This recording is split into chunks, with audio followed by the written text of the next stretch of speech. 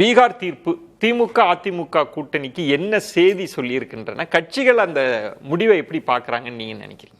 நிச்சயமாக இது திமுக அதிமுக இரண்டுக்குமான செய்தி இதற்குள்ளே இருக்குது. அதில் ரொம்ப முக்கியமாக அண்ணா திராவிட முன்னேற்ற கழகத்துக்கு இன்றைக்கி அந்த கட்சியிலிருந்து பிளவுபட்டு நிற்கக்கூடியவர்கள், அது ஓ பன்னீர்செல்வம் அவர்களாக இருக்கலாம், டிடிவி தினகரன் அவர்களாக இருக்கலாம், இப்படி வெளியில் நிற்கக்கூடியவர்கள், அவர்கள் எந்த விதமான ஒரு எதிர்பார்ப்பு இருந்தோ இல்லாமலோ அவர்கள் வெளியில் இருந்து ஒரு எதிர்குரல் எழுப்பிட்டு இருக்காங்க. இந்த இடத்துல தான் இந்த பீகாரினுடைய வெற்றி அவர்களுக்கு ஒரு முன்மாதிரியாக மாறுது. நிதிஷ்குமார் அவர்களுக்கு நீங்கள் சொன்ன மாதிரி அவங்க ராம்விலாஸ் பாஸ்வான் அவர்களுடைய மகனினுடைய அந்த எதிர்ப்புகளை எல்லாம் மீறி ஒரு கூட்டணிக்குள்ளே கொண்டு வந்தாங்க. அது ஒரு வெற்றியாகவும் காட்டியிருக்காங்க. அப்போ பாஜக இனிமேல் உள்ள காலங்களில் பீகாரினுடைய வெற்றியை முன்வைத்து இப்படி எங்கள் பேச்சை கேட்டிங்கன்னா இப்படி நிதிஷ்குமாரை கடந்த முறை அவர் எதிர்த்தே நின்றார். சிராக் பாஸ்வான் நேரடியாக போட்டியிட்டு எதிர்த்து நின்றார். ஒரு தொகுதியில் தான் சிராக் பாஸ்வான் ஜெயிச்சார். ஆனால் நிதிஷ்குமார் முதல்வராக இருந்தாலும் கூட ஒரு 45 தொகுதிகளுக்குள்ள அவரோட ஆட்டத்தை அடக்கியிருந்தார். அப்போ அப்படிப்பட்டவர்களே நாங்கள் சேர்த்திருந்தோம். அதனால நீங்கள் மீண்டும் ஒரு குடைக்குள்ள இணையணும் அப்படிங்கக்கூடிய ஒரு இணைப்பு புள்ளியை தொடங்குறதுக்கான ஒரு வாய்ப்பு பாஜக வெற்றி ஃபார்முலா பீகார் நீங்க ஏத்துக்கங்க, இந்த அணியிலையும் நீங்க ஏத்துக்கணும் அப்படிங்கக்கூடிய ஒரு விஷயத்தை எடுக்கிறதுக்கான ஒரு வாய்ப்பு இருக்குது. அது அதிமுகவுக்கு நெருக்கடியாக மாறலாம். அந்த நெருக்கடி ஒன்று. இன்னொரு வகையான நெருக்கடி அதிமுகவுக்கு என்னன்னா, பீகாரில் இவங்க பெற்றிருக்கக்கூடிய ஒரு இமாலய வெற்றி 202 சீட்டு அந்த தேசிய ஜனநாயக கூட்டணி வென்றிருக்குங்கும் போது தமிழ்நாட்டில் அவங்க கூடுதல் சீட்டு கேட்பாங்க. அதற்கான ஒரு வாய்ப்பு இருக்குது தமிழ்நாட்டில் எங்களுக்கு. ஏன்னா 20 தொகுதிகள் கடந்த முறை கொடுக்கப்பட்டது. 21 வாங்கிட்டாலே அது கூடுதல் சீட்டு தானே. நீங்கள் எடப்பாடி அவர்கள்ட்ட 50 கேட்கணும் 60 கேட்கணும்னு இல்லை, 20லேருந்து 21 வாங்கிட்டாலே அது அவர்களை பொறுத்தவரை கூடுதல் சீட்டு தான். அந்த வகையில் நிச்சயமாக கூடுதல் சீட்டு என்கிற ஒரு நெருக்கடியும் அண்ணா திராவிட முன்னேற்ற கழகத்துக்கு இருக்குது. திராவிட முன்னேற்ற கழக கூட்டணியை பொறுத்தவரை முதல்வர் அவர்களே இன்னைக்கு ரொம்ப தெளிவாக இந்த கூட்டணியில் இருக்கக்கூடிய ஒற்றுமையை பற்றி பேசியிருக்கார். அதனால் அவர் அந்த காங்கிரஸ் கட்சியை உடனடியாக சீட்டு பேரத்தினாலேயே வெளியே தள்ளிடுவார் அப்படின்னு சொல்ல முடியாது.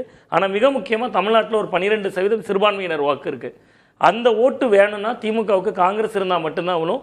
காங்கிரஸுக்கு ஜெயிக்கிறோன்னா குறைந்தபட்சம் ஒரு 3 சட்டமன்ற உறுப்பினர்களாவது போகணுன்னா திமுக கூட்டணி இருந்தால் தான் சாத்தியம். அப்படி இல்லைன்னா 3 சட்டமன்ற உறுப்பினர்கள் போவாங்க. அதுவும் எங்கேயா இருக்குன்னா கடைக்கோடி கன்னியாகுமரி மாவட்டம் மாதிரியா இருக்கும். ஏன்னா அங்கே மட்டும்தான் காங்கிரஸ் கட்சி இன்னைக்கு கூட்டணி பலம் இல்லாமல் ஜெயிக்கக்கூடிய இடத்துல இருக்கு.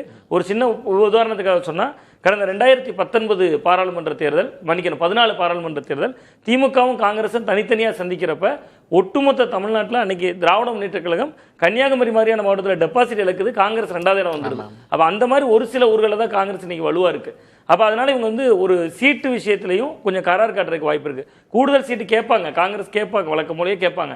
பட் அவங்க பீகாரில் ஜெயிச்சிருந்தாங்கன்னா அதை கேட்கறதுக்கான ஒரு உரிமை வந்திருக்கும். அங்கே அவர்கள் பெரிதாக ஒரு வெற்றியை பெறாதனால ஏற்கனவே தமிழ்நாடு ஒரு முன்னுதாரணம் இதுக்கு பொருந்தது சார். இப்போ 61 சீட்டில் போட்டிட்டு 6 சீட்டு ஜெயிச்சிருக்காங்க. அப்படியே நீங்கள் பார்த்தீங்கன்னா 2011 63 சீட்டு வாங்கி 5 சீட்டு ஜெயிச்சிருக்காங்க. அவங்களே சொன்னாங்க, காங்கிரஸ் கட்சியில் EVK இளங்கோவன் அவர்கள் மறைந்தவரே ஒரு விமர்சனம் முன்வைத்தார். 63 நாயன்மார்களாக போட்டிட்டு பஞ்சபாண்டவர்கள் 5 பேர் ஜெயிச்சிருக்காங்க அப்படின்னாங்க. அப்போ திமுக வர்ற தேர்தலில் 200 சீட்டு ஜெயிக்கணும் அப்படின்னு ஒரு இலக்கு வைத்திருக்கிற பொழுது காங்கிரஸுக்கு கூடுதல் சீட்டு கொடுக்கறதுல ஒரு சிக்கல் இருக்கும். அதனால அதை கொடுக்க மாட்டாங்க. அதே நேரத்தில் அணிகள் பிளவுபட்டு நிற்கிறதுனால பாஜக அங்கே நல்லா ரோல் பண்ணுது அப்படிங்கிறதையும் திமுக உணர்ந்திருக்காங்க. அதனால தான் முதல்வருடைய அறிக்கையிலேயே எதிர்கட்சிகள் எல்லாம் எவ்வளவு வலிமையா இருக்கணும் அப்படிங்கிறதையும் அவர் சுட்டிக்காட்டியிருக்காரு. ஸோ அந்த விதத்திலையும் இது திமுக அதிமுக இருவருக்குமான ஒரு நெருக்கடியா இருக்கும் அப்படின்னு தான் நான் பார்க்குறேன். இதை விட பெரிய நெருக்கடி SIR விவகாரம். இன்னொன்று மிக முக்கியமாக இன்னைக்கு வச்சிருந்த தலைப்பிலே சொல்லியிருந்தீங்க சார், பீகார் வெற்றி தமிழக பாஜகவினரை உற்சாகப்படுத்தியுள்ளதுன்னு மோடி அவர்கள் சொல்லியிருக்காரு. பாஜகவினரை உற்சாகப்படுத்தி இருக்கோ இல்லையா, அதை விட அதிமுகவினர் அதிகமாக உற்சாகப்படுத்தியிருக்கு. சந்தோஷமா இருக்காங்க. பொள்ளாச்சி ஜெயராமன் அவர்கள் இன்னைக்கு பாஜகவினரோட சேர்ந்தே அந்த ஊர்ல லட்டு கொடுத்திருக்காரு. அது மட்டும் இல்லாம ராஜேந்திர பாலாஜி அவர்கள் இது தமிழ்நாட்டிலையுமே தொடரும் அப்படின்னு பேட்டி கொடுத்திருக்காரு. அப்ப அதிமுகவினரோட இறுதி நம்பிக்கைகள்ல ஒன்னா SIR மாறி இருக்கு.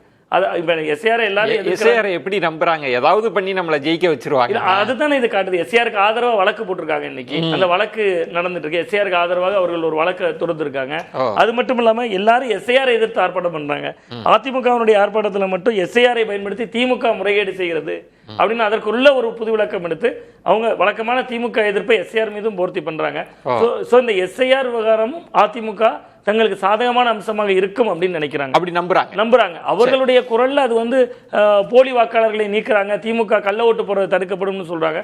உள்ள ஓட்டே இருக்குமா என்பது இன்னும் நிரூபிக்கப்படாத நேரத்தில் இது அதிமுகவுடைய ஒரு அபரிவிதமான நம்பிக்கையாகவும் இருக்கு.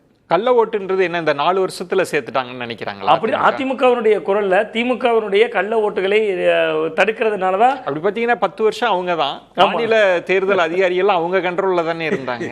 அதான் சார், இன்னைக்கு அதுல என்ன லாஜிக் இருக்க முடியும்? அவங்க 10 ஆண்டு இருக்கிறாங்க, அவங்க அதிகாரிகள் தான் இருந்திருப்பாங்க. அது அப்படி இல்லைன்னா இந்த 4 வருஷத்துல சேர்த்துட்டாங்கன்னு நம்புறாங்க அவங்க. அப்படி அதுதான் அவங்க வந்து பாஜக எல்லாமே இங்க இருக்கிற ஜேர்னலிஸ்ட் எல்லாருமே எலெக்ஷன் அன்னைக்கு வாக்குச்சாவடிக்கு போகாத இருந்திருக்க மாட்டோம். எங்களுக்கு தெரியும் வாக்குச்சாவடியில் என்ன நடக்குதுன்னு. ஏடிஎம்கே டிஎம்கே என்ன பண்ணுவாங்க, எந்த செத்த ஓட்டை எப்படி போடுவாங்கன்னு எங்களுக்கு தெரியும். சும்மா திமுக மட்டும் குறை சொல்லக்கூடாது. எல்லாமே பண்ற வேலை தான் அது வந்து பாஜக வந்து காட்பதற்காக இவர்கள் மீட்பவர்களாக பாரி இப்படியான ஒரு குரலை மாத்துறாங்க. ஓகே.